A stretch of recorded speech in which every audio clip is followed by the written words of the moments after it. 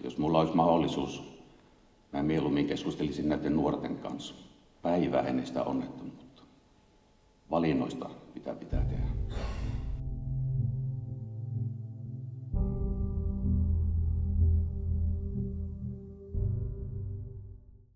Istuttiin mun kaverin Satun luona Hannan ja Veli-Matin kanssa.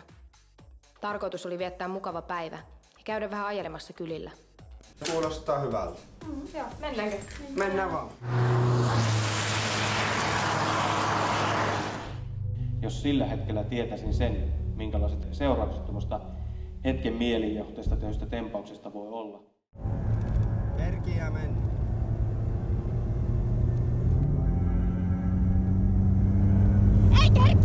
Vanhemmat just kun ne tuli sinne paikan päälle ja näki kuinka huonossa kunnossa tämä nuorukainen on ja tavallaan se konkreettisesti varmaan tuli näille vanhemmille esille, että kuinka järkyttäviä tämmöiset tilanteet on.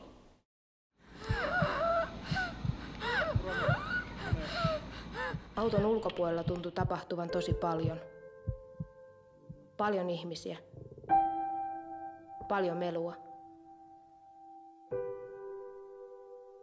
Sisäpuolella oli ihan hiljasta. Sitten kun mä tulin makuuhuoneesta, mä näin papin ja 2 poliisia.